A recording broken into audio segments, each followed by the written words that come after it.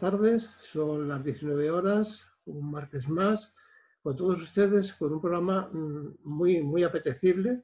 Hoy vamos a hablar del coordinador de parentalidad, algo que para algunos le puede suponer el no saber de qué vamos a hablar, de que es un tema que no es importante, pero la verdad es que dentro de lo que es la separación y el divorcio es importantísimo. Por eso la Asociación de Padres de Familias Separados, dentro de sus programas de formación, quiere traerles a ustedes esta nueva fórmula que es el coordinador de parentalidad, que insisto, no es nueva, quizás en España a lo mejor se está empezando a implantar ahora, pero es muy importante a la hora de la separación y el divorcio. Desde la asociación, que hace 27 años que estamos trabajando en favor de los padres, de las madres, de los abuelos, de todo el mundo, es una asociación que está abierta a todo tipo de personas. Queremos hacerles llegar estos programas de formación para que se sientan ustedes identificados con ellos y con la asociación.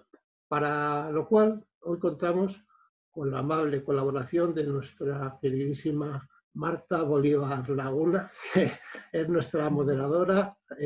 Casi con normalidad le hacemos llegar que por favor que nos eche una mano, y en este caso pues el coordinador de parentalidad, al ser ella abogada de familia y aparte de abogada de familia, abogada de la APCS en Castilla y León, en País Vasco, en Galicia y en Cáceres, pues nos hace el favor de moderar este programa. Cuando quieras, Marta, nos presentas a tus invitados y comenzamos con el programa. Muchísimas gracias, Juan Carlos. Pues efectivamente, buenas tardes, una tarde más, un martes más aquí, y traemos un nuevo programa con un tema, como bien decía Juan Carlos, muy interesante y consideramos que cada vez más importante en los procedimientos de familia, no cuando se inician solamente, sino cuando puedan surgir incluso conflictos tras esas sentencias judiciales. Pero para ello tenemos aquí dos invitados totalmente profesionales en el ámbito del coordinador parental. Vamos a presentarlos. Tenemos a Juan Pablo González del Pozo, juez de familia, magistrado del juzgado de primera instancia número 24 de Madrid y miembro del programa de coordinadores de parentalidad del Ayuntamiento de Madrid. Buenas tardes, Juan Pablo. Hola, buenas tardes. Y también tenemos a Marilén Villalonga Ramis, psicóloga, coordinadora de parentalidad y mediadora. Me atrevería a decir, si me permites, Marilén, pionera en el ámbito de los coordinadores de parentalidad en España, miembro fundadora del Foro Estatal de Coordinadores de Parentalidad, FECPA, y coordinadora de parentalidad en proyectos de implantación de coordinador de parentalidad Madrid y Baleares. Y además, si me permitís decirlo, los tres formamos, pues estoy muy orgullosa además de estar con vosotros, parte de la plataforma Derecho y Familia, que es una plataforma justamente que trata de la especialización del derecho de familia, que tanta falta nos hace, no solamente los juzgados, sino incluso aquellos que nos dedicamos a ello. Pues sin más dilación, si os parece, vamos a empezar las preguntas para que nos aclaréis un poco a todos los que nos escuchan hoy qué es el coordinador de parentalidad, para qué sirve y, naturalmente, la importancia que va a tener en estos procedimientos de familia. Si me permitís, la primera pregunta empiezo por Marilén. Marilén, ¿qué es eso? ¿Qué es el coordinador y para qué sirve? Pregunta obligatoria. Bueno, a ver, la coordinación de parentalidad es un proceso alternativo de resolución de disputas, asistiendo, orientando e interviniendo previamente a progenitores con situaciones de alta conflictividad o de riesgo de estarlo. El término alta conflictividad hace referencia a disputas intensas entre los miembros, de elevados niveles de desconfianza, enfado, ira, hostilidad, y siempre dentro de un proceso de ruptura de pareja donde realmente falta una gran comunicación y una falta de consenso de tomar decisiones parentales, de provocar conflicto continuamente, de una judicialización alta, y el coordinador de parentalidad sería una ayuda, una figura que está al lado de esta familia, acompañándola en todo momento para que ese déficit en su comunicación sea lo menos perjudicial para el menor. Tenemos que tener en cuenta que si no hay niños, no hay coordinador de parentalidad, porque evidentemente parentalidad significa ser padres de. Entonces, su trabajo es la protección y el bienestar integral de la infancia o de la adolescencia en todos los aspectos, psicológicos, físicos, educativos, los sociales, y perseverando en la relación paterno-materno-filial para que sean seguras y sanas. El que hace es hacer lo que el juez le pide, es decir, cuidar de lo que hace y poder... Si me permites, ahora hablaremos de eso. Vale, de acuerdo. La curiosidad me lleva a exactamente, de repente sale esta figura, pero ¿de dónde sale esta figura? Juan Pablo, ¿cuáles son los antecedentes del coordinador de parentalidad y qué causas pueden justificar, aunque ya nos ha adelantado un poquito Marilén, su existencia? Bueno, el coordinador de parentalidad es una figura relativamente reciente. Surge en Estados Unidos, en Canadá y un poquito más tarde en Argentina, en la década de los 90 del pasado siglo, y surge como consecuencia de un movimiento reactivo a la situación de conflicto de los progenitores, con un alto nivel de enfrentamiento, de disputa en los conflictos familiares, y parte de la constatación de que estudios científicos estadísticos llegan a la conclusión de que un pequeño número de familias, aproximadamente el 10%, consume el 90% del tiempo de los profesionales, de los juzgados, en los procesos de ejecución. Es decir, que hay una grave repercusión de estos conflictos de alta intensidad en el funcionamiento de los juzgados de familia, en la intervención de los profesionales dedicados a este tipo de procesos conflictivos, y como consecuencia de ello se trata de buscar una fórmula que dé solución a este tipo de conflictos de alta intensidad. Al hilo de esa problemática que se adivina y que se constata con esos estudios estadísticos, la Asociación de Familias y Tribunales y Cortes de Conciliación, la conocida AFCC, que es una asociación americana que integra jueces y magistrados, fiscales, psicólogos, psiquiatras, etcétera, y otra serie de profesionales relacionados con el mundo del derecho de familia, elabora en el año 2005 unas directrices de coordinación de parentalidad, que viene a ser algo así como la Biblia o el catecismo de la coordinación de parentalidad a nivel internacional, y que constituyen pues, un elenco de experiencias y de sugerencias y de normas que regulan el funcionamiento de esta figura. Y a partir de ahí se ha utilizado en todas las experiencias que se han seguido en otros países, entre ellos en España, en la actualidad. Y entonces, centrando también el punto, podemos decir, el coordinador de parentalidad puede entrar en funcionamiento en un proceso de familia, tanto al principio como al final, cuando existe una conflictividad. Pongamos un ejemplo, cuando existe la conflictividad de no saber cómo se van a distribuir los días de vacaciones, quién empieza, quién no empieza, el tema de la ropa, importante, resulta que me la he traído hoy con la ropa pequeña. Todos estos problemas pueden ser asumidos por un coordinador de parentalidad para evitar judicializaciones, que es lo que nos estabais diciendo hace un momentito. ¿Marilén? Sí, lo que pasa que yo diría que estos pequeños problemas están englobados dentro de su gran problema como familia, porque si no tuvieran un problema como de conflicto entre ellos, eso no sería un problema. Es decir, sería algo, bueno, ¿cuándo vienes? ¿Trae la ropa? ¿Cómo puedes hablar en una situación de familia que no está separada?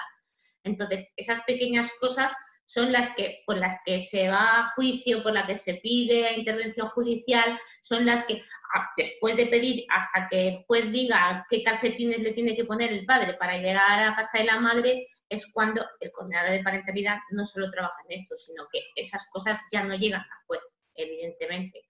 Pero realmente hay un conflicto mucho más grande que ese simple detalle, ¿sabes? Esas simples cositas que os llegan a los abogados, ¿no? Que no me he traído la ropa, que no sé qué, que no sé cuántos. Entonces, Es decir, que ni el abogado es el cortafuegos de eso, ni el juzgado es el sitio donde hay que pedirlo. Entonces, es una parte más del trabajo psicoeducativo, ¿vale?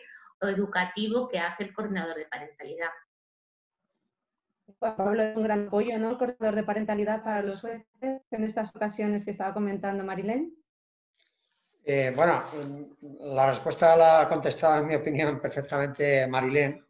Es decir, la figura del coordinador de parentalidad no se debe utilizar para resolver controversias o disputas puntuales sobre el cumplimiento del régimen de visitas o sobre los actos de ejercicio. Es decir, forma parte de un todo más general que es el contexto de las relaciones entre los progenitores como consecuencia del conflicto que se origina normalmente por la disputa de la custodia, de los actos de ejercicio de la patria potestad y del régimen de visitas.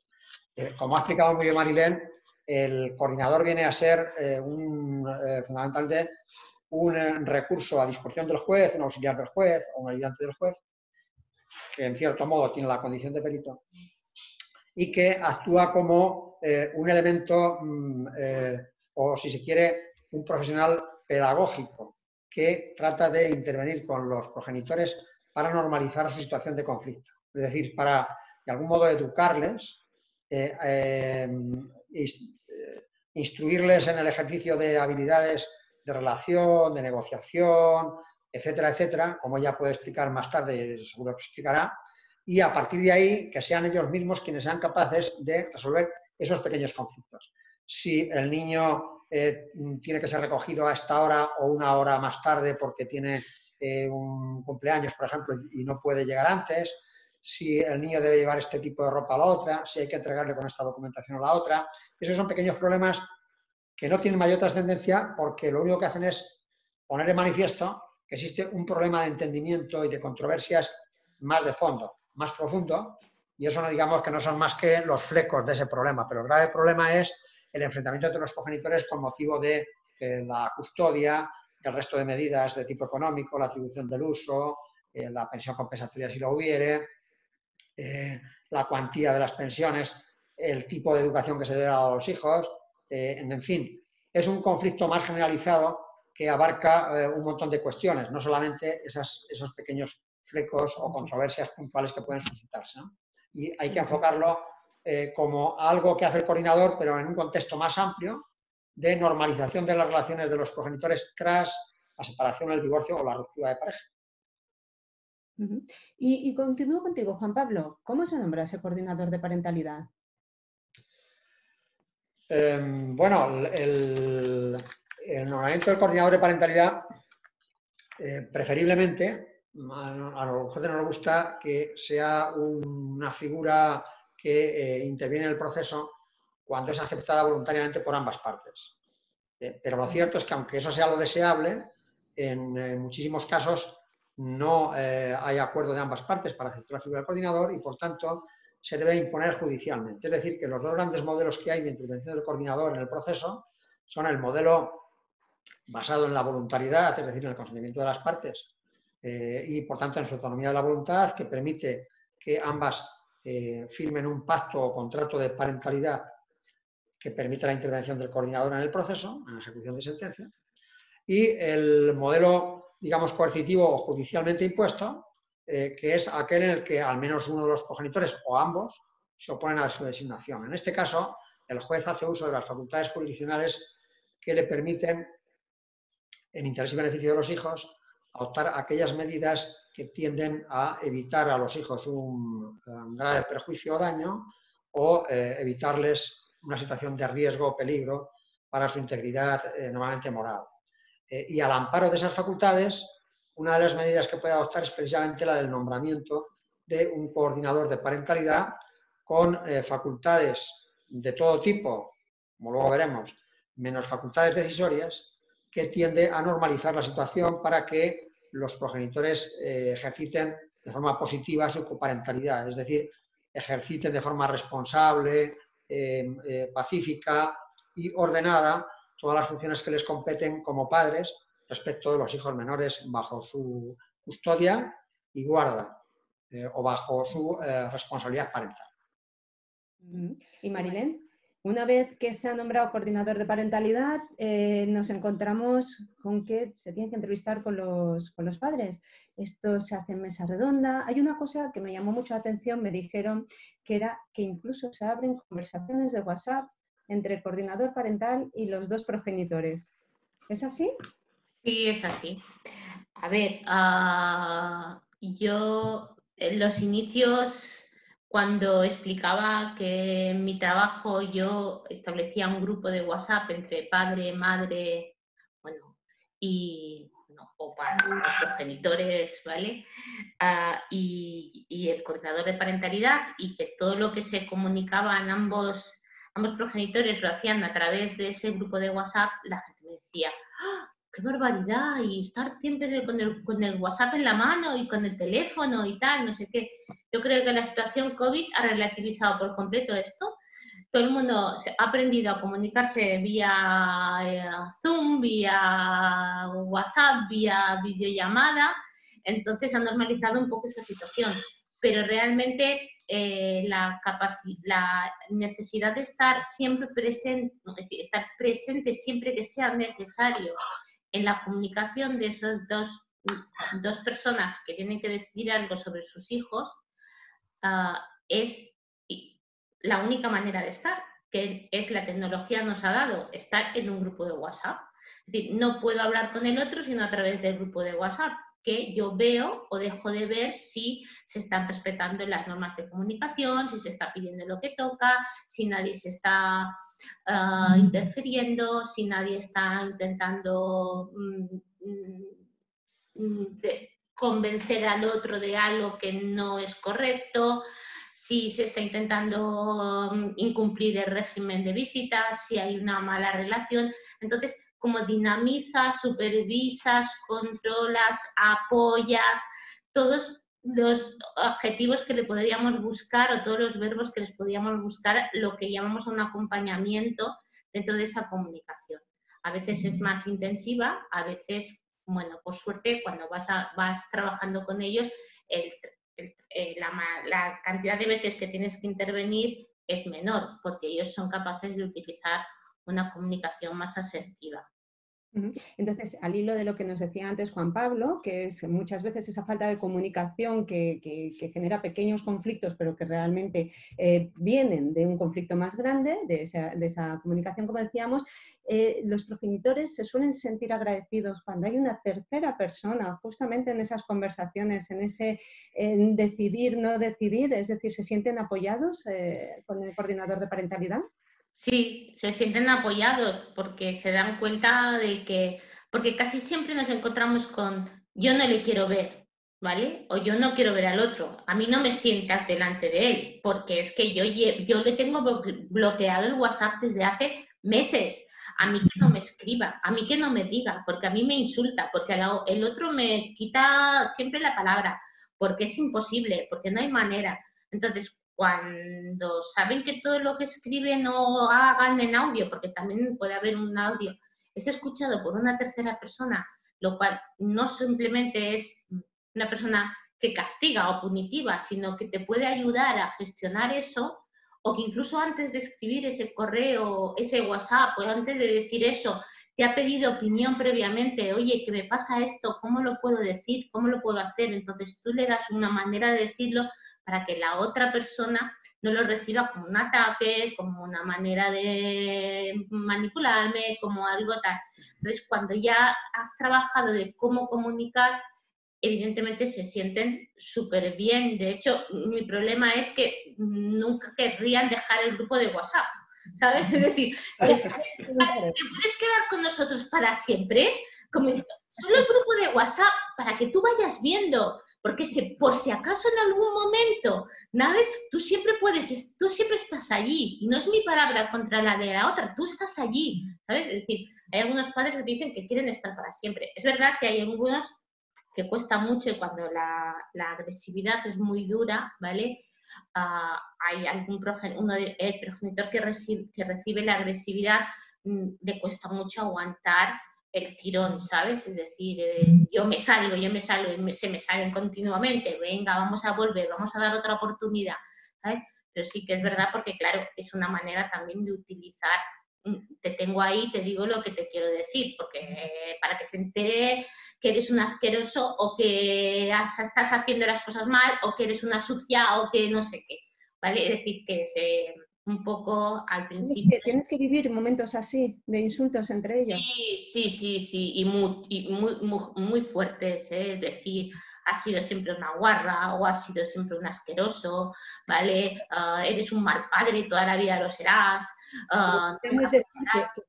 Justamente el coordinador de parentalidad lo que va a conseguir es que esa agresividad vaya bajando, desapareciendo y que justamente ellos puedan tener ese punto intermedio, ¿no? Claro, exactamente. Pues a raíz de lo que dices y que cada caso es un mundo y esa agresividad, Juan Pablo, ¿es posible que un coordinador de parentalidad tenga poder de decisión en momentos concretos, como por ejemplo a la hora de decidir el cambio de colegio o el cambio de domicilio del menor, cuando existen estos conflictos entre los progenitores? Bueno, aquí hay que partir de una cuestión, y es que los jueces no podemos delegar facultades decisorias en ninguna persona, porque la potestad jurisdiccional es indelegable. Así lo establece el artículo 117 de la Constitución, que residencia en los jueces y magistrados el ejercicio de las facultades jurisdiccionales de resolver, juzgar y ejecutar lo juzgado. La Ley Orgánica del Poder Judicial igualmente. Por tanto, con carácter general hay que decir que no cabe que el juez delegue en el coordinador de parentalidad la resolución de ninguna controversia o discrepancia, por nimia o poco importante que sea, ¿no? Pero dicho eso, el juez sí tiene facultades para delegar en el coordinador de parentalidad un conjunto de funciones o facultades que se caracterizan por no ser decisorias, que son facultades de formular recomendaciones, hacer sugerencias, hacer propuestas de adopción de medidas determinadas, etcétera, etcétera. Bien, es verdad que todas esas sugerencias, recomendaciones o propuestas no tienen carácter ejecutivo, es decir, no son susceptibles de ejecución más que si previamente el juez las refrenda o ratifica a través de una resolución judicial. Pero el juez puede, y de hecho así lo hacemos, que cuando nombramos un coordinador de parentalidad, delegar en el coordinador importantes facultades no decisorias, como facultades de recabar información o consulta, es decir, que se delegan en el coordinador de parentalidad funciones tales como la facultad de entrevistarse con ambos progenitores, con los menores, con los miembros de la familia extensa, la facultad también de entrevistarse y obtener información de los profesores o tutores o directores de los centros educativos a los que asistan los menores, la de entrevistarse y solicitar información oral o escrita de los centros sanitarios, médicos, pediatras o centros médicos en general que prestan asistencia médica a los menores, acceder al expediente judicial y obtener la información de todo cuanto allí ocurre.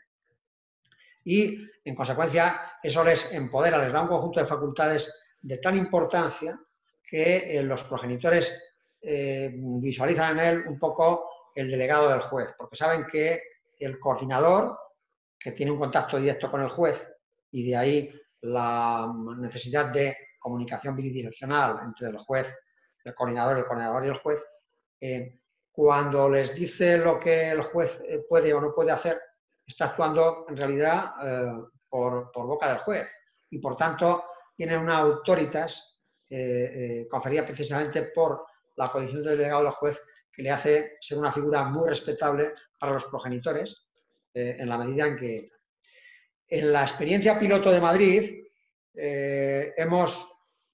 las experiencias piloto deben utilizarse entre otras cosas también para explorar la posibilidad de sacar más partido o obtener más aprovechamiento de esta figura del coordinador. En mi caso concreto, se ha delegado en algunos supuestos facultades para resolver el coordinador de parentalidad de determinadas cuestiones menores, digamos, siempre bajo la supervisión del juez, en aquellos supuestos en los que, de tener que resolver el juez, dada la inmediatez de la situación que se plantea, eso resulta imposible. Pongo un ejemplo que se va a entender perfectamente.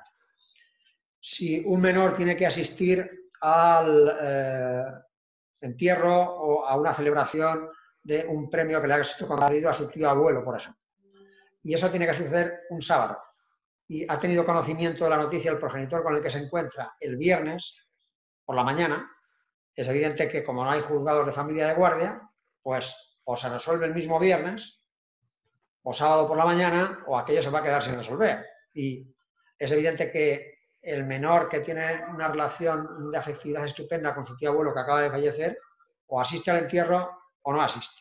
Bien, pues en esos casos, habida cuenta de la imposibilidad, por la inmediatez de la situación que se plantea, de que el juez pueda resolver, se puede delegar en el coordinador de parentalidad facultades para que, sin poder vinculante ni coactivo, pero sí como una resolución dotada de un grado de autoridad importante, pueda resolver ese conflicto.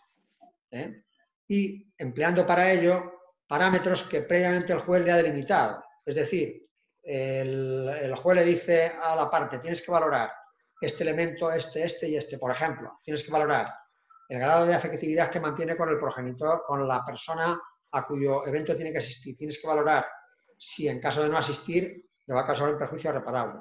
Tienes que valorar el tipo de relación que tenía el menor con esa persona. Y en función de todas esas circunstancias, decidir si debe o no autorizarse. ¿Eso qué significa? Pues significa que el empoderamiento que se da a la figura del coordinador para resolver esas pequeñas cuestiones es muy útil porque permite resolver cosas que en otro caso quedan sin resolver. Eso es trasladable, por ejemplo, pues al posible cambio de un fin de semana porque le ha surgido a uno de los progenitores, al progenitor no custodio, le ha surgido un problema que le hace no poder tener al niño. El típico caso del cambio de fin de semana. Para todas esas cuestiones, el coordinador de parentalidad, yo creo que puede tener delegadas facultades decisorias, pero insisto, no pueden dársele carácter ejecutivo hasta que no son refrendadas por la resolución judicial, que en tanto no existan juzgados de familia de guardia, hay que esperar como mínimo al lunes siguiente. Entonces, como eso es inviable, para esas pequeñas cuestiones yo estoy explorando la posibilidad de, y en algunos casos, en el caso que tú ponías, Marta, del cambio de colegio, no, aquí era la elección de un odontólogo para el menor y la clínica a la que debía asistir. Yo delegué esas facultades bajo supervisión del juez en el coordinador y las partes fueron capaces de ponerse de acuerdo sin necesidad de que el propio coordinador tuviera que resolver. Es decir, el coordinador les dio los parámetros en base a los cuales tenía que resolver.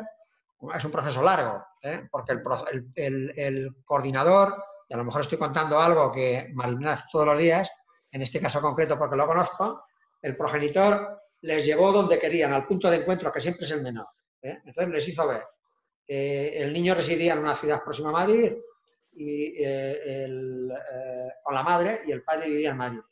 Entonces les hizo ver, vamos a ver, para ti el criterio decisorio más importante para elegir el odontólogo, ¿cuál es? ¿El económico o el médico? El mejor odontólogo. Hombre, el médico, muy bien. Porque desde ese punto de vista tan bueno puede ser el odontólogo de Madrid como el de Madrid. Bien. Segunda cuestión. ¿Hay odontólogos buenos en esa ciudad próxima a Madrid tan buenos como en Madrid? Sí, bien. Pues entonces, por razones de comodidad y de interés del menor, ¿qué será mejor? Que lo haga uno de esta ciudad próxima a Madrid, ¿verdad? ¿Estamos de acuerdo? Bien. ¿Cuál es el problema que subyace? Que tú te tienes que desplazar si quieres estar presente allí. Bien. Pues ese es el problema. ¿Cómo se puede solucionar? Paguemos entre los dos, por ejemplo, el gasto de desplazamiento desde Madrid a 60 kilómetros. Bien. Fue acercando posiciones. Posteriormente, cuando el padre dijo, es que no se ha contado conmigo, bien, pues vamos a contar contigo. Elige tú, en la ciudad X, próxima a Madrid, un odontólogo que sea de tu gusto. Bien, y entonces el padre eligió 3 o 4. Fácilmente se pusieron de acuerdo porque las diferencias económicas entre unos y otros eran mínimas. Y los dos estaban de acuerdo en que querían el mejor odontólogo al mejor precio, como todos los padres. Pues a partir de ahí, en un plazo de 15 o 20 días, fueron capaces de ponerse de acuerdo en el odontólogo concreto que debía prestar y en la forma de pago de los honorarios. Es decir, no fue necesario, pero ellos sabían que si no se ponían de acuerdo en un plazo determinado, iba a resolver el coordinador y que esa decisión del coordinador era recurrible ante mí. Ellos sabían que el coordinador estaba aplicando los criterios que yo le había fijado previamente, pues fue todo coser y cantar. Pues esto es maravilloso. Yo puedo decir que entonces todos los abogados necesitamos un coordinador en nuestra vida, porque realmente este tipo de conflictos es lo que nos encontramos continuamente, ¿no?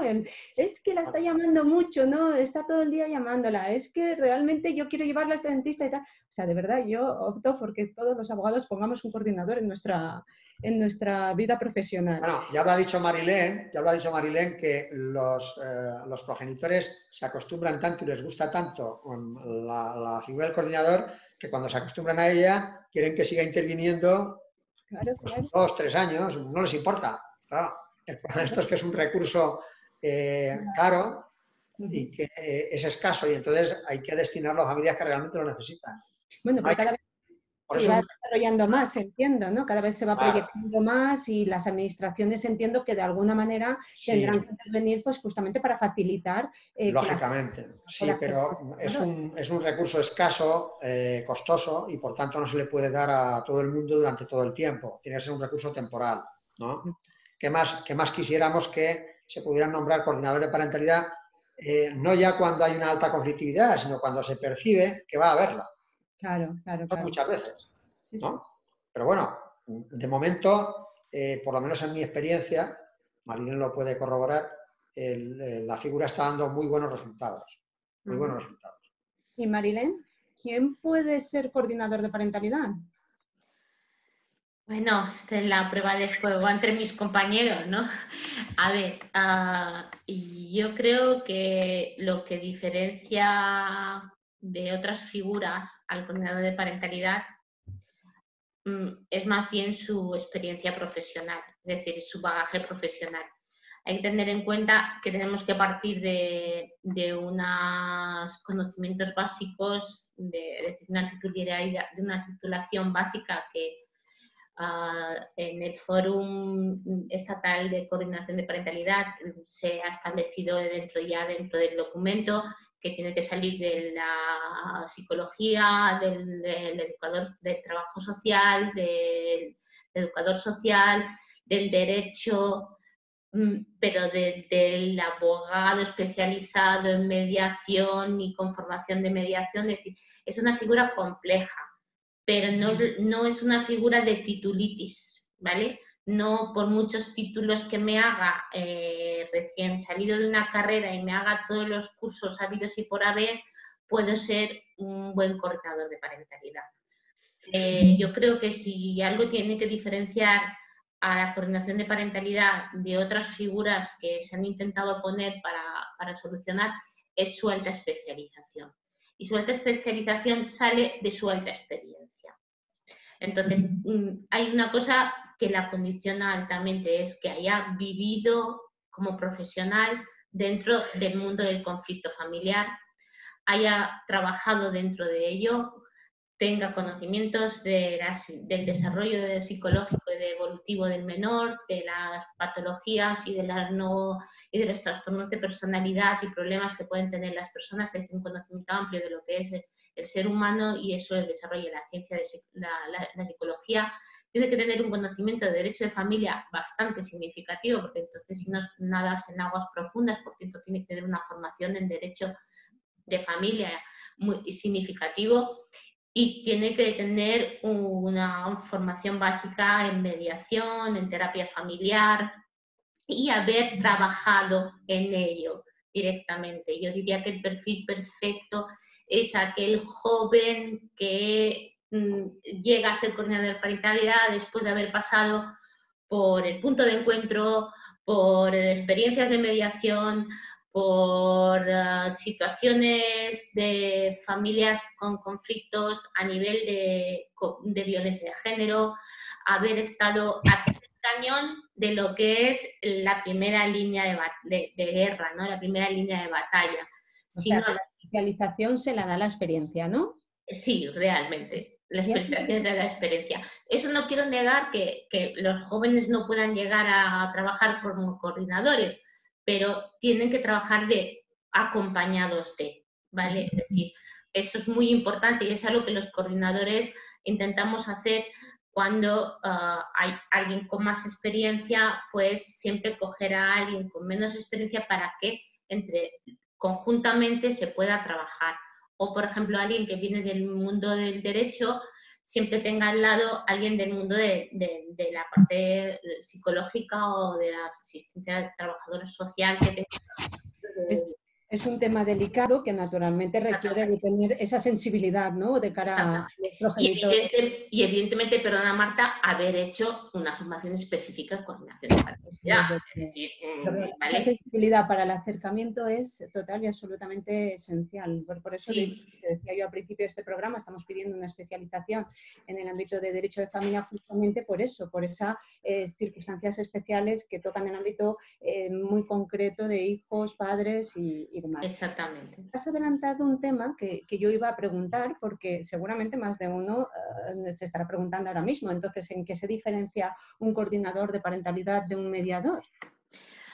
Bueno, es muy diferente, totalmente diferente. Y la premisa básica es que la mediación es solo voluntaria. Bueno, ahora parece ser que están haciendo otra cosa, pero que es confidencial, ¿vale? Y que el mediador solo puede mediar, es decir, intentar que lleguen a acuerdos sin intervención, ¿vale? Sin decirle esto no lo estás haciendo bien y deberías cambiarlo, sino dejar que ambas partes pongan encima de la mesa, ¿vale?, las situaciones y mediar, utilizar técnicas de mediación y siempre mantener la confidencialidad dentro de la mediación. Si uno se niega, no puede seguir trabajando. No puede trabajar, el mediador se queda dentro de ese mundo, de ese ámbito de la confidencialidad y de llegar a un acuerdo concreto. El coordinador no es confidencial, ¿vale? Más que no es confidencial, no se puede callar, ¿vale?, lo que está observando y lo que está viendo a un juez. Es decir, exactamente, es imparcial, pero no es confidencial. Es decir, es muy diferente, hay que diferenciar las dos cosas, porque a veces la gente confunde la confidencialidad con la imparcialidad, y no es lo mismo. Es decir, yo soy como coordinadora totalmente imparcial, pero no soy confidencial. Y a mí no me puedes decir, le he metido una paliza a mi hijo porque me ha hecho esto, pero no se lo digas a nadie. No. Es decir, o yo, no, mira, o me ha pasado esto, pero no sé qué, no sé cuántos, o me pasa una cosa y tal. No, yo cualquier cosa que observe, que considero que es relevante para el bienestar del menor, y yo lo tengo que comunicar a un juez. Porque... Una pregunta, a raíz de lo que estás diciendo, Juan Pablo, ¿qué es el coordinador de parentalidad? ¿Se suele nombrar al principio de un procedimiento o al final del procedimiento cuando seguimos con esos conflictos que no se solucionan? Y sobre todo, ¿en qué resolución? Porque si es al principio, podemos hacerle unas medidas provisionales, ya ha salido la vena abogada, o realmente tiene que ser definitivamente en una sentencia cuando se haya resuelto absolutamente el procedimiento. Bueno, yo...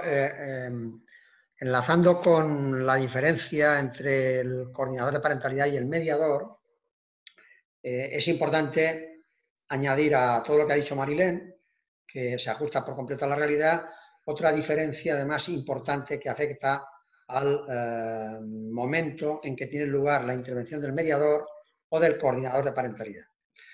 La mediación persigue conseguir un acuerdo y, como consecuencia de ese acuerdo, dar por finalizado el proceso. Y, por tanto, el mediador puede intervenir en cualquier proceso abierto, aunque esté en trámite, y no es necesario que esté terminado por resolución judicial. Es decir, puede intervenir tanto en la fase de tramitación como en la de ejecución.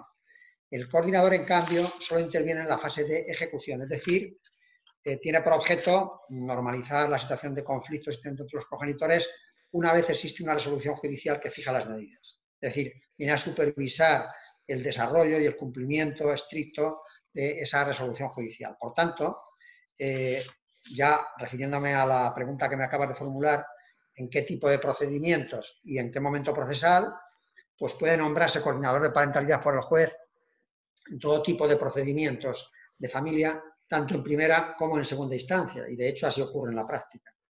Y en cuanto a la resolución judicial, puede hacerse en la propia sentencia que resuelve el proceso de separación, divorcio o relaciones paterno-filiales, o en fase de ejecución de la misma.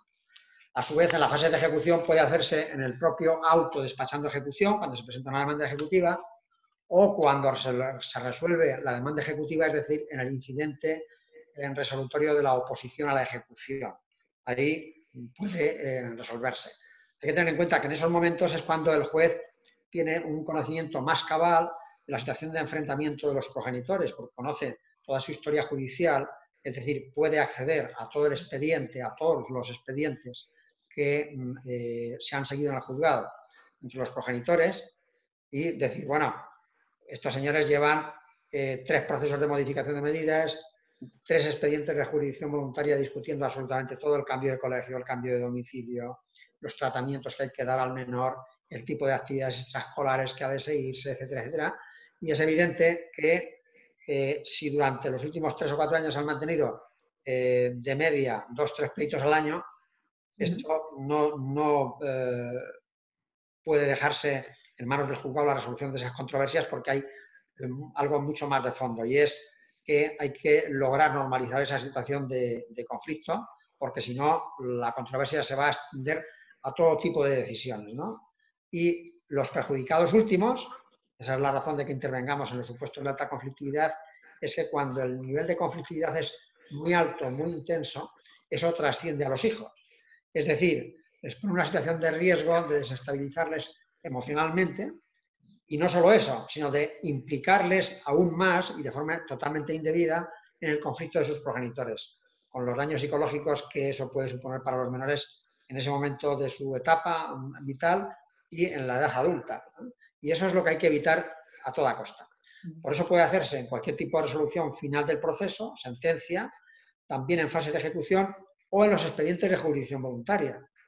Bien, en un expediente de jurisdicción voluntaria, por ejemplo, del artículo 86, por discrepancias en el ejercicio de la patria potestad, bien en un expediente de adopción de medidas de protección del artículo 87 o artículo 158 del Código Civil, o bien, aunque eso es algo que venimos haciendo los juzgados, hacemos normalmente el coordinador de parentalidad, en un expediente de jurisdicción voluntaria ad hoc, es decir, dirigido exclusivamente a pedir al juez que se nombre un coordinador de parentalidad.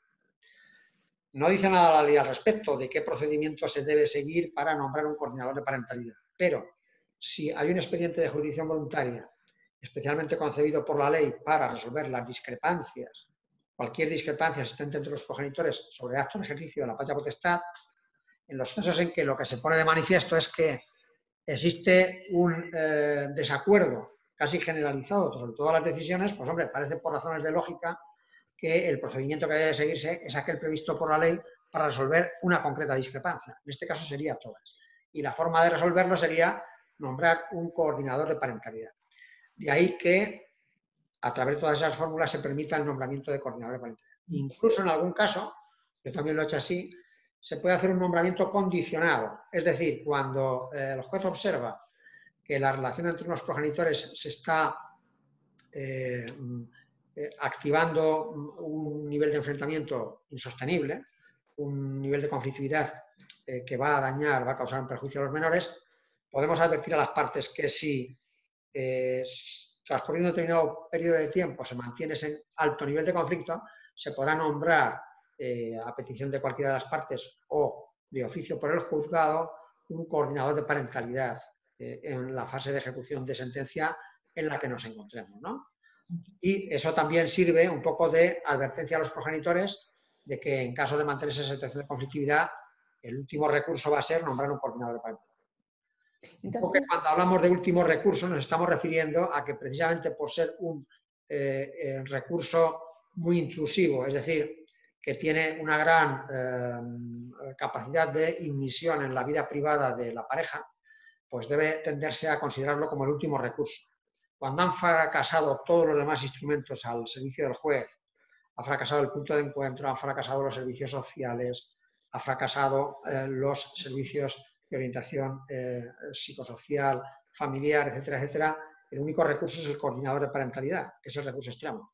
Si este fracasa, pues es que el juez carece de otros instrumentos con el que resolver esa alta conflictividad, ¿no? Pero digamos que como último recurso que es, deben agotarse antes todos los recursos disponibles de que puede hacer uso el juez antes de llegar a nombrar un coordinador de parentalidad. Entonces, pregunto, para los compañeros que nos puedan estar escuchando, los compañeros abogados, nosotros entonces en una demanda, ya sea una demanda de jurisdicción voluntaria o una demanda de divorcio, mediante un otro sí podemos decir, y en todo caso, que se nombre un coordinador de parentalidad. Yo por lo que acabas de decir, deduzco o considero que sería útil si, por ejemplo, estamos constantemente con demandas de jurisdicción voluntaria. Ahora por un problema, ahora por otro. Entonces ya a la segunda o tercera demanda decir, y señoría, y debido a que estamos todo el día aquí en el juzgado, solicitamos que se adopten medidas como podría ser el coordinador de parentalidad. ¿Es así? Sí, se soluciona, pero se adopte esta medida. Porque creo, nos habéis dicho que es un recurso que puede ser caro, y en este caso, si se pueden evitar justamente los procedimientos judiciales, se ahorran todo aquello. O sea, que lo pueden invertir en un coordinador y justamente se pueden ahorrar en esos procedimientos judiciales. Pero hay una pregunta. Cuando el juez dice de oficio que tiene que establecerse un coordinador de parentalidad, es decir, ninguna de las partes lo solicita, ¿quién paga el coordinador de parentalidad? Ya. Y si lo solicita solamente una de las partes, ¿quién paga? ¿El que lo ha solicitado o entre los dos? Buena pregunta, buena pregunta. Bueno, pues lo ideal sería, lo deseable sería que si hubiera recursos públicos suficientes, los coordinadores de parentalidad intervinieran de forma institucionalizada, es decir, hubiera servicios de coordinación de parentalidad en los equipos multidisciplinares adscritos al juzgado y que en cada juzgado hubiera al menos un coordinador de parentalidad. Bueno, aún así, si hubiera que hacer uso de la figura del coordinador de parentalidad de forma generalizada, me temo que ni siquiera con un coordinador de parentalidad por juzgado sería suficiente.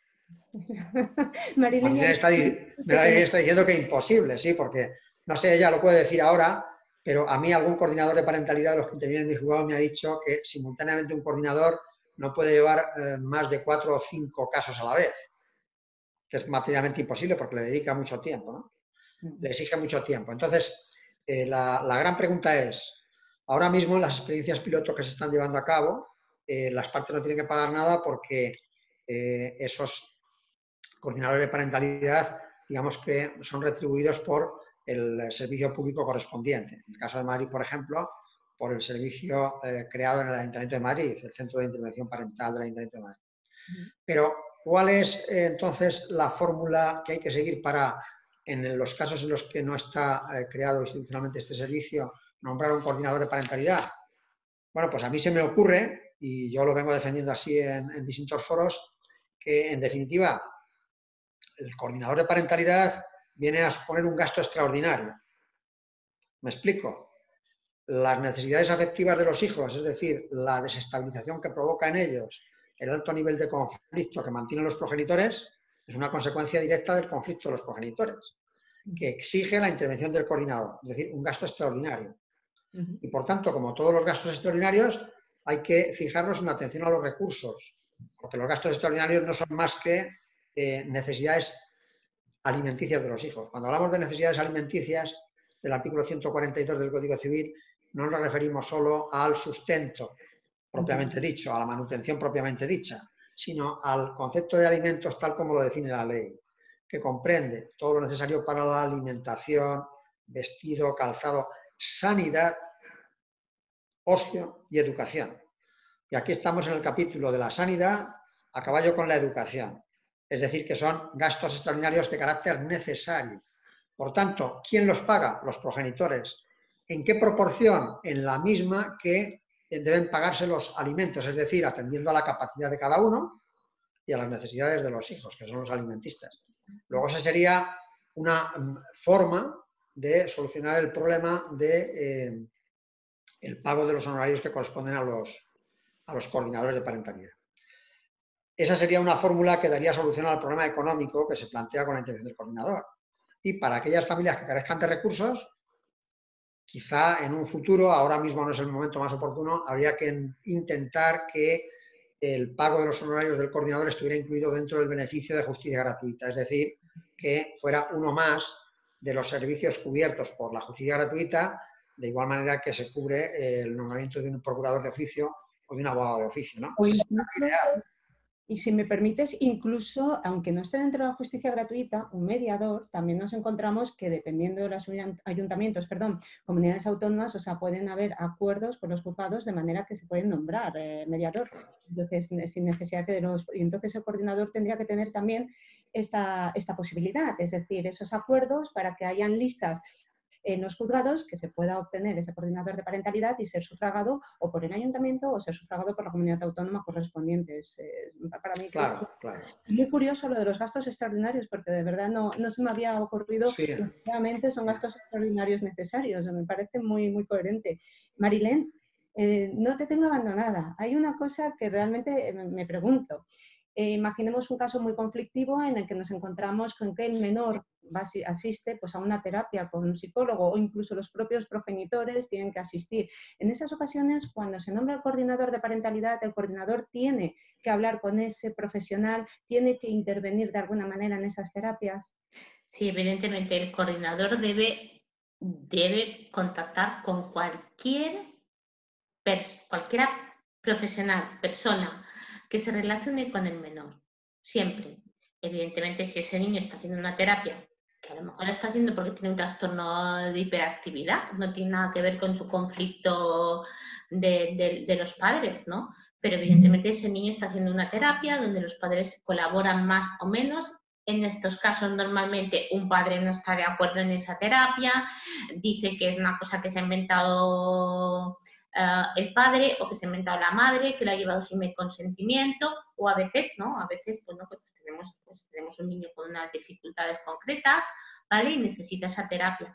Evidentemente, el coordinador de parentalidad está autorizado a ponerse en contacto con el terapeuta, igual que con el pediatra, y ese psicólogo, ese psiquiatra, ese pediatra, dentro de que sí que hay una confidencialidad entre profesionales, ¿vale? Nos podemos decir todo lo que pensamos realmente, ¿vale? La colaboración entre ambos. Exactamente, y nosotros sabemos evidentemente que esto es entre tú y yo, ¿vale? Es decir, te estoy diciendo, te estoy desmenuzando, ¿vale? Los detalles y las percepciones que yo tengo, y esa información es muy importante porque evidentemente no podemos contradecirnos en cómo ayudamos a ese menor y qué podemos hacer sus progenitores de cara a esa situación. A veces se piensa que porque vas a ir a un coordinador de parentalidad, entonces el niño va a dejar de ir al psicólogo.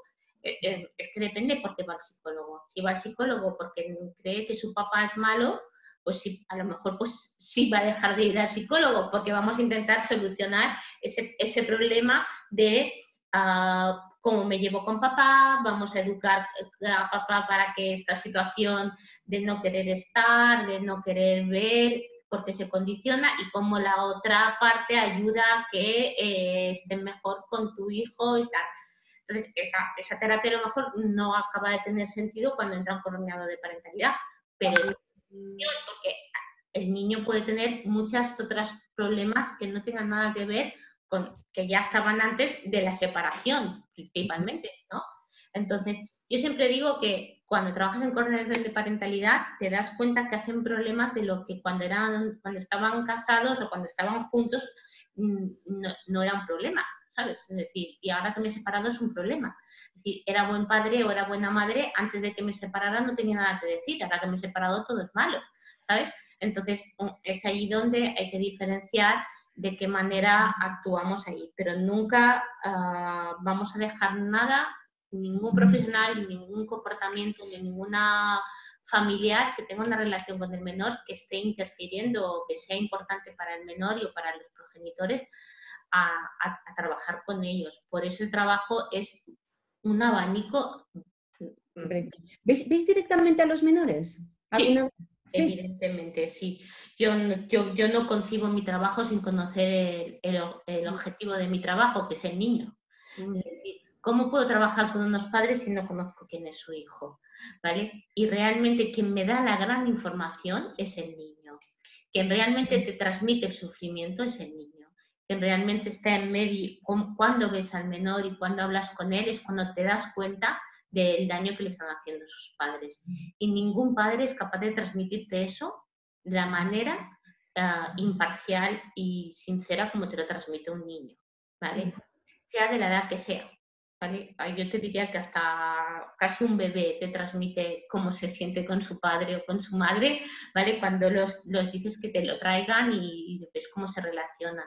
La observación y la capacidad de ver cómo cada progenitor interactúa con ese niño o con esos niños, ¿vale? Porque a veces no solo es un niño, son 3. Entonces, yo tengo en consulta a lo mejor pues 3 niños, un padre y una madre. Y a ver, vamos a jugar hoy, ¿vale? Vamos a decir, hoy vamos a hacer el intercambio aquí. Entonces, eso es como el abanico abierto. Incluso también me voy a las casas de las familias. Es decir, hoy vengo a tu casa, ¿vale? Porque sabéis perfectamente que uno dice que en casa del otro no tiene cama, que en casa del otro no sé qué, que no se ducha, que es sucio, que no tiene sitio para estudiar. Y el otro, sí, y tal. Entonces el niño entra en un conflicto de lealtades continuo y te está mintiendo, no porque quiere, sino porque tiene que mentir, ¿vale? Entonces la única manera de solucionar eso es ir a la casa, ¿vale? Entonces estás allí, entras en la vida del niño, juegas con el niño, interactúas con el niño y ves lo que está pasando en esa casa. Con una visita a domicilio tienes más información que con 3 meses de verlos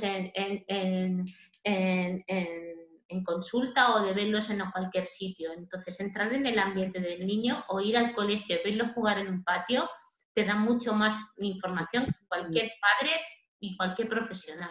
Es que si me permites, claro, cuando hablamos del ámbito del derecho de familia, lo principal cuando hay menores es hablar del interés superior del niño. Exacto. Y muchas veces nos olvidamos de esa parte. Entonces, creo que es muy importante porque a veces se toman decisiones sin el niño. Y muchas veces, si se me permite decirlo, tenemos el Ministerio Fiscal, que es quien debe velar por los derechos del niño, y yo muchas veces creo que quizás debe conocer un poquito más del niño, porque así de esa manera podrá saber cuáles son sus intereses, ¿no? Entonces, muy importante, pues eso, poder entrevistarse. Os quiero hacer una pregunta a los dos que a mí me atañe bastante. ¿Qué hace el abogado en todo este proceso cuando se nombra un coordinador parental? Es decir, hablar con el coordinador de parentalidad, colaborar con el coordinador de parentalidad. El trabajo del coordinador de parentalidad, si no tiene a los abogados, está muerto. ¿Vale? Yo necesito, como coordinadora de parentalidad, que ambos abogados me apoyen. Porque llega un momento que te viene un progenitor y te dice, es que tú estás a favor del otro. Y os aseguro que es que el mismo día ves a la otra parte y te dice, es que tú estás a favor del otro.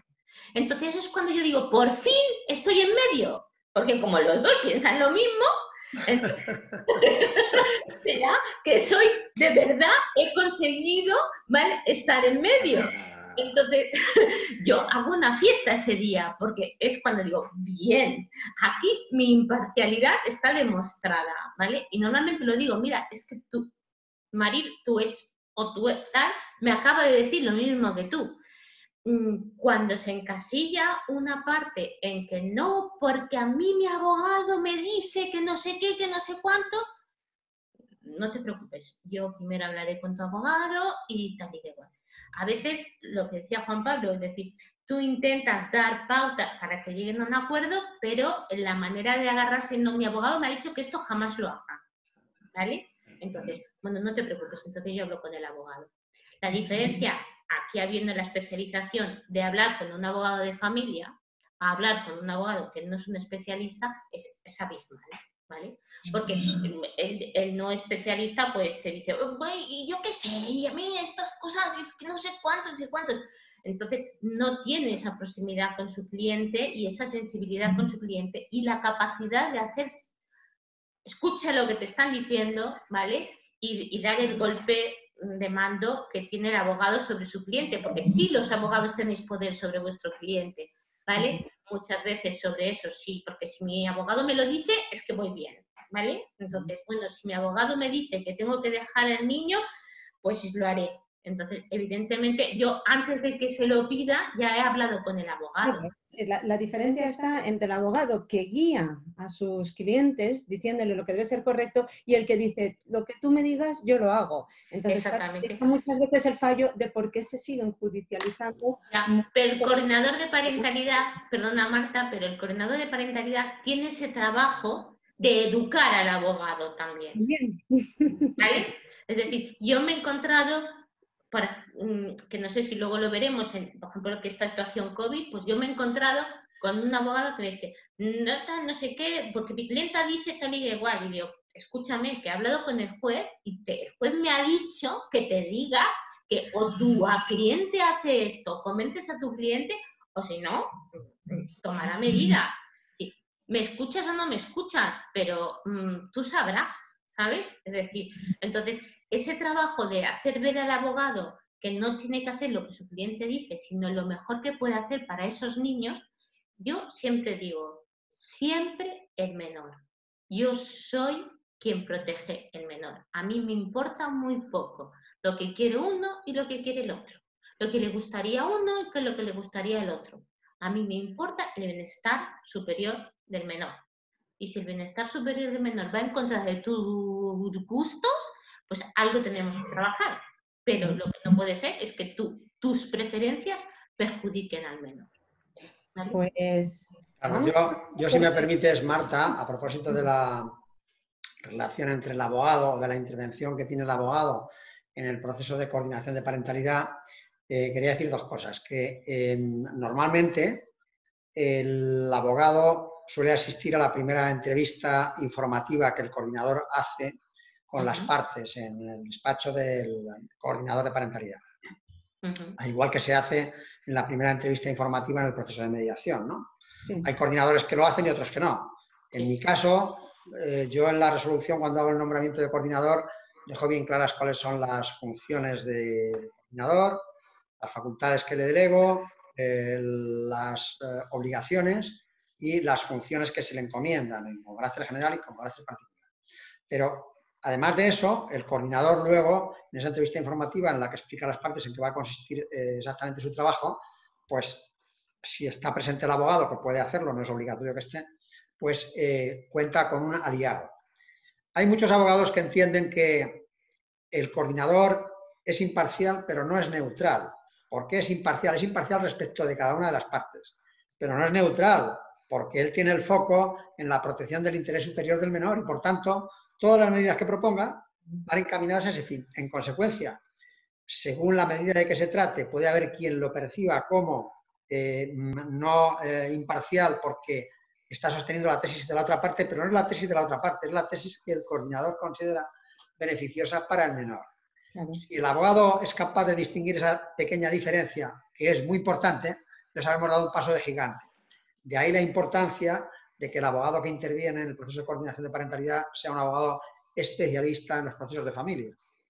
Que no es solo aquel que ha llevado muchos asuntos de familia, es aquel que tiene unos conocimientos especializados en materia de psicología infantil, en materia de trabajo social, en materia de negociación, en materia de conciliación de intereses contrapuestos, etcétera, etcétera. Es decir, hace falta una formación adicional a la propia del abogado.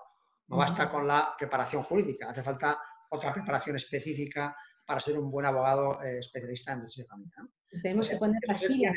Nos tenemos que poner las pilas. El abogado se convierte en un aliado del coordinador.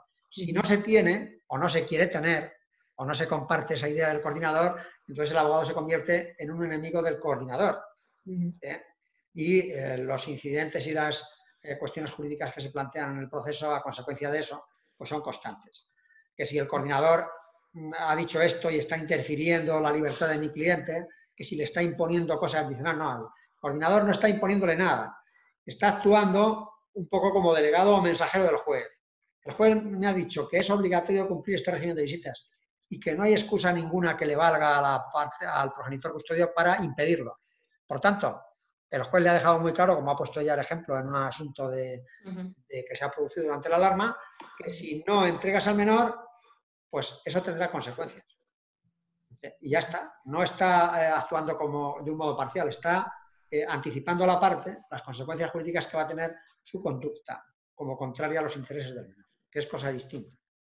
Y si me permites, Marta, Sí. quería, antes de cerrar el tema de cómo derivar el coordinador de parentalidad, quería hacer un inciso porque en mi experiencia en Baleares y aquí en Madrid también un poquito, pero en Mallorca principalmente, he trabajado y hemos trabajado el grupo de coordinadores de parentalidad cuando los dos abogados están haciendo un convenio de mutuo acuerdo, los está llevando a cabo, ¿vale?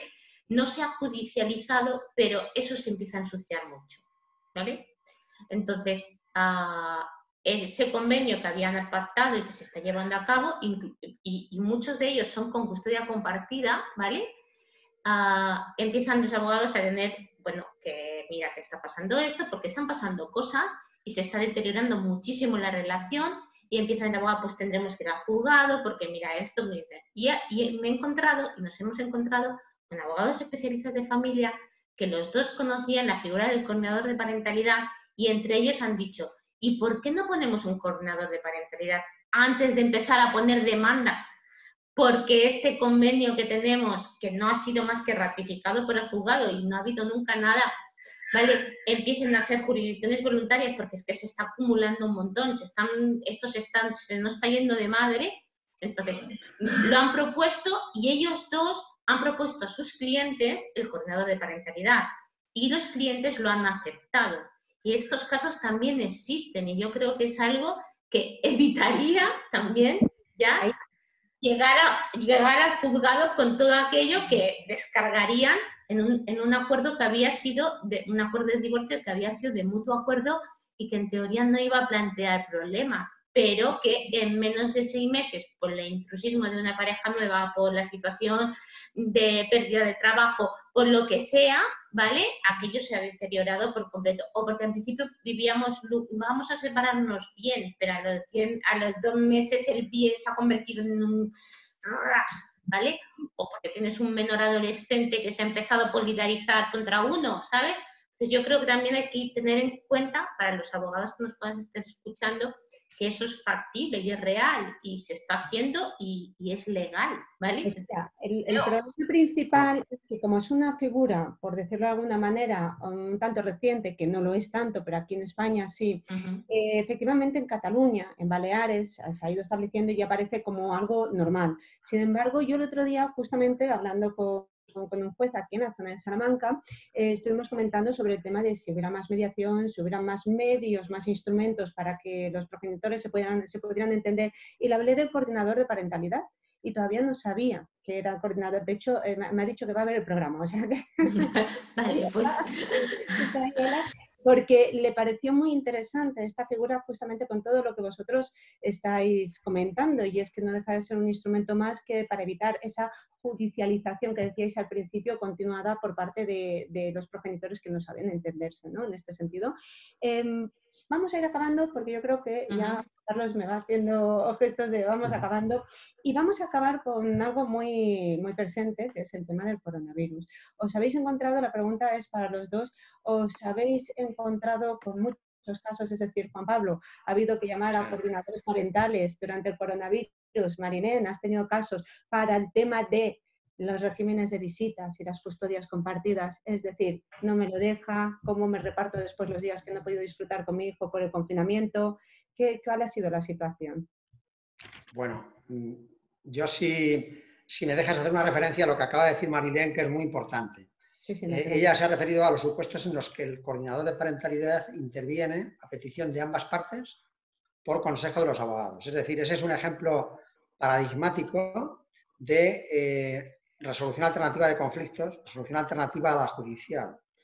Cuando se percibe que está empezando a surgir un conflicto que puede degenerar en un conflicto de alta intensidad y antes de que se produzca ningún daño psicológico a los hijos. Bueno, ese es el ejemplo perfecto. Y eso es el ejemplo también más ilustrativo de que cuando la especialización afecta no solo a los jueces, fiscales y profesionales que intervienen, sino también a los abogados, los recursos alternativos pueden funcionar. Pero dicho eso, hay que explicar que, desde luego, la figura del coordinador de parentalidad tiene sustento legal, como no, en nuestro derecho, y aparte de otros preceptos que no vamos a citar aquí ahora, porque esto no es una conferencia de tipo jurídico propiamente, sino informativa, divulgativa, sobre todo en el artículo 158 del Código Civil y otros preceptos del derecho nacional y de los convenios internacionales suscritos por España que no vamos a mencionar ahora, ¿no? Pero en el caso que tú ponías, bueno, y quiero decir también que se ha regulado por primera vez recientemente en el Foro Nuevo de Navarra, la ley, creo, 21/2019, que ha modificado el Foro Nuevo de Navarra, se ha establecido la posibilidad de que el juez, en ejecución de sentencia, nombre un coordinador de parentalidad cuando lo considere necesario para evitar perjuicios. Es decir, que hay un solo supuesto de comunidad autónoma en la que expresamente se prevé el nombramiento de coordinador de parentalidad por el juez. Pero bueno, dicho eso, en relación con el coronavirus, pues en el caso de Madrid, los coordinadores de parentalidad que yo había designado, a partir del momento en que se acuerda por el ayuntamiento suspender el servicio de puntos de encuentro, deciden, por su propia iniciativa y con mi conocimiento y con mi respaldo, hacer una tarea que ha sido muy útil, y es en aquellos supuestos en los que los progenitores únicamente se comunicaban con los menores a través del punto de encuentro, es decir, que no había derecho a comunicaciones telefónicas establecidas en la sentencia, etc. Lo que han hecho es sustituir el servicio de punto de encuentro y a través de una actividad propiamente de mediación les han propuesto a los progenitores que se instaurara un sistema de comunicación telemática que no estaba establecido en la sentencia, en la resolución judicial, para que los menores vieran al menos la presencia del progenitor no custodio 1 o 2 días en semana, o en algunos casos incluso en días alternos, pudieran comunicar con los hijos. Y me consta que se ha hecho en varios casos con resultados excelentes, porque cabe decir que esa comunicación telemática por videollamada ha sustituido muy ventajosamente al servicio de punto de encuentro familiar en el caso de visitas supervisadas, porque los padres se han sentido menos supervisados y vigilados por los técnicos del punto de encuentro y han podido comunicar de manera más libre con tal.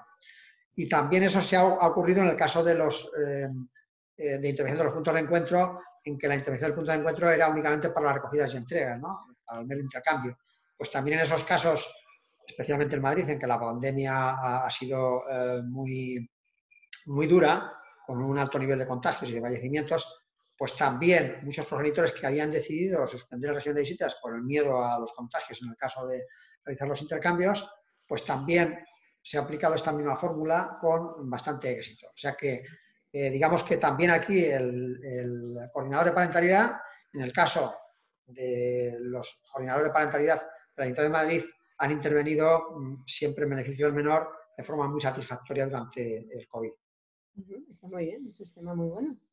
Yo, en mis casos que tengo activos como coordinadora de parentalidad, pues ha habido un poco de todo, pero realmente también, como trabajo con casos de diferentes comunidades autónomas, basándome siempre en las decisiones que habían tomado los partidos judiciales de cada comunidad autónoma, y respetando, transmitiendo lo que se había acordado por parte del juez en concreto sobre ese tema, me he encontrado con, bueno, que he podido seguir ayudando a esos menores a tener una comunicación con su progenitor, al cual no podían ver por la situación de COVID, y en los casos en que ha habido mala intención por parte del custodio o custodia de no dejar ver al menor a su otro progenitor.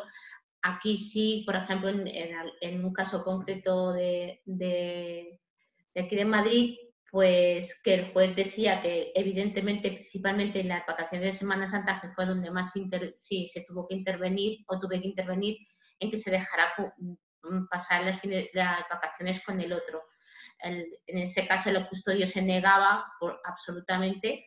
Para mí fue muy, muy importante la comunicación directa con el juez, que con este juez es muy buena, y poderle llamar y decirle, mira, que se niega Y el juez, pues dile de mi parte a los abogados, ¿vale?, que no se pueden negar, que hablen con sus clientes y que digan que este intercambio para las vacaciones se va a llevar a cabo. Yo hablé con los abogados y evidentemente dijeron que bueno, que sí, que iban a hablar con su cliente para esto. El custodio seguía interfiriendo mucho en ese caso, incluso el abogado presentó un escrito para evitar el intercambio. En ese caso el juez resolvió el mismo día, le dijo que la coordinadora de parentalidad ya os ha dicho que sí, ¿vale? Entonces se llevó a cabo el intercambio. Fue necesaria realmente que el juez lo dijera, porque el abogado, evidentemente, es ese típico abogado que no colaboró, ¿vale? Pero en los otros casos los abogados han colaborado y le han dicho sí, hay que hacer esto, tomamos esta medida, o creamos un nuevo sistema alternativo de las videollamadas, o mira, había un caso, por ejemplo, que los niños iban y venían en el servicio público. Evidentemente aquí acordé que la madre acompañaría a casa del padre en coche a las niñas, ¿vale?, para que no tuvieran que coger el transporte público, porque el padre, por ejemplo, no conduce, no tiene carnet de conducir. Entonces, bueno, yo he gestionado esta situación con los casos de coordinación de parentalidad para que el menor fuera lo menos afectado posible en su relación parental. Entonces, yo creo que ha sido muy importante que estas familias pudieran recurrir a mí en ese momento, ¿sabes? Y por otros compañeros también ha pasado lo mismo. Pues la verdad es que ha sido un auténtico placer teneros aquí, porque no solamente a mí, sino a todos los que os han escuchado, habéis resuelto mucho sobre el tema del coordinador parental, y yo vuelvo a insistir en pon un coordinador de parentalidad en tu vida, porque realmente cuando existen conflictos, y tal como lo habéis explicado, y este ejemplo final que nos acaba de poner Marilén, creo que es muy productivo y muy positivo que esté ese coordinador para que justamente se acaben estos pequeños conflictos derivados de un gran conflicto, que realmente son los que al final acaban, como muy bien decía Juan Pablo, sufriendo los menores, y no pueden crecer con una tranquilidad o desarrollando su personalidad tranquilamente como lo tendrían que hacer. Entonces, por mi parte, volver a agradeceros el haber estado hoy aquí con nosotros, y bueno, pues le doy paso a Juan Carlos. Yo, si me permites, Marta, me gustaría hacer un inciso. Hay algo que no me gusta, de que los menores acaban. Yo creo que los menores empiezan desde el minuto 1 con el conflicto. No acaban siendo víctimas del conflicto. Se posicionan en el conflicto desde el momento 1. Desde el momento que un padre o una madre verbaliza: es que tu padre no, o tu madre no hace eso porque es algo malo, bueno, o no te voy a dejar, ya has hecho daño a un menor. Entonces, no es cuando acaban, ¿vale? Es que desde el primer momento que una manera de hablar, acaban introduciéndose en el conflicto. No es que acabe el conflicto y ellos se introduzcan, sino... Exactamente. Cuando el menor es llevado al conflicto, y que es prácticamente casi siempre, ¿vale? El menor siempre es el primero. Es una expresión, no viene a decir cuando se introduce... No, pero lo quería no por ti, Marta, sino porque yo creo que hay que centrar el interés del menor, porque es que nos olvidamos de que es el menor el objetivo. ¿Vale? Sí, siempre. Y eso es verdad, que se tiene que dejar muy claro, porque es que no hay manera de que se entienda. Muchas veces, como decimos en derecho, es un concepto indeterminado, porque realmente nadie sabe llenarlo de contenido, ¿no?, por decirlo de alguna manera. Y acabamos dejando de lado lo que es realmente el objeto de todos estos procedimientos, que es el interés del menor, que es por lo que debemos estar luchando. Pero bueno, nada. Os reitero por tercera vez las gracias, os doy las gracias por haber estado con nosotros, y espero que volvamos a repetir en algún momento una entrevista así, que ha sido muy entretenida. Juan Carlos. Pues la verdad es que hubiéramos estado otra hora, casi media, trabajando con vosotros. La verdad es que ha sido muy interesante. Os doy las gracias de corazón a los dos.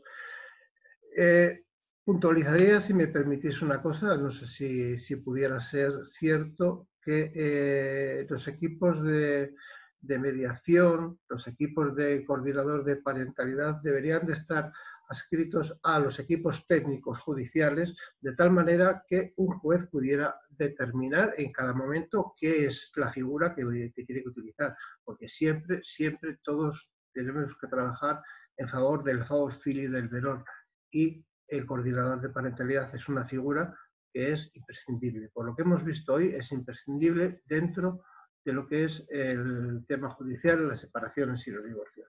Y se suele decir que cuanto mejores y más mimbres haya, mejores textos y más bonitos se hacen. Por supuesto que vosotros, los coordinadores de parentalidad, sois unas personas, un eje, si me permitís la palabra, un eje importantísimo y lógico dentro de lo que es la separación y el divorcio. Además, y ya con esto termino, habéis estado 3 figuras del derecho, un juez, una abogada y una coordinadora de parentalidad, y con algo tan sencillo, que a veces lo hacemos tan difícil como es hablar, se puede llegar a muchísimos entendimientos. Muchísimas gracias, saludos cordiales. A nuestros compañeros y amigos de México, decirles que ahora están empezando con la pandemia, que por favor que se cuiden, que utilicen las mascarillas, los geles, las distancias sociales, y que por supuesto que queremos verlos el próximo martes. A todos ustedes, saludos cordiales, sean felices y muy buena semana. Muchísimas gracias. A vosotros. A vosotros.